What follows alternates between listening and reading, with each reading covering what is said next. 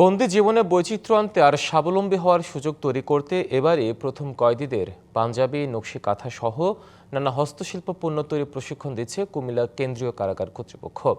কারাগার থেকে মুক্তির পর যেন কর্মহীন না থাকতে হয়, সেজন্যই এ প্রশিক্ষণ। টেকসই ও মজবুত হওয়ায় দিন দিন বাড়ছে এসব পণ্যের চাহিদা।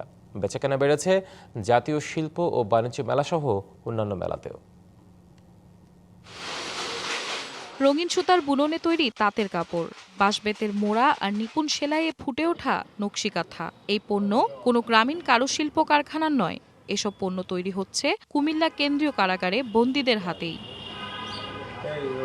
এসব পণ্য কারাগারের নিজস্ব বিক্রয় কেন্দ্রে এবং বিভিন্ন মেলায় বিক্রি করা হয়। কাঠের আসবাবপত্র, মোড়া ও নারীদের তৈরি নকশি কাঁথার কদর বেশ, যার লাভের একটি অংশ দেওয়া হয় কয়েদিদেরও। হাজতি অবস্থায় কার্যক্রম শিখতেছি, প্লাস আমি বাইরে যাতে স্বাবলম্বী হতে পারি এই জায়গায় প্রশিক্ষণ নিয়ে আমি কাজগুলো করতেছি। সরকার যদি ইচ্ছা করে যে আমাদের বেতনটা যদি আরো বাড়ায়, তাহলে আমরা হয়তো কি বাড়িতে দিতে পারবো। নায়াসিনামাইড ও স্যালিসাইলিক সমৃদ্ধ লিলি ফেস ওয়াশ, যা ফেসের ডেড স্কিন সেল দূর করে দেয় দ্বিগুণ ফাস্টার ব্রাইটেনিং। 20-21 বছর হয়ে গেছে আমার কারা বুক করতেছি, শাস্তি বেতনের দিক দিয়ে সুযোগ সুবিধা পাচ্ছি। এসব কাজের মাধ্যমে বন্দীরা যেমন শিখছেন নতুন দক্ষতা সংশোধনের পাশাপাশি বন্দীদের মানসিক বিকাশ ও স্বাবলম্বী করতে এমন উদ্যোগ তাদের সাহায্য করবে বলছে কারা কর্তৃপক্ষ।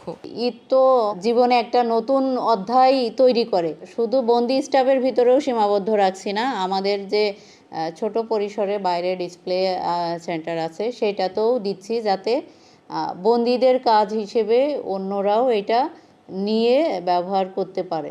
1962 সালে কারাগারটিকে কেন্দ্রীয় কারাগারে রূপান্তর করা হয়। 1742 বন্দীর জন্য তৈরি এই কারাগারে বর্তমানে রয়েছেন প্রায় 2500 কয়েদি। DBC news desk.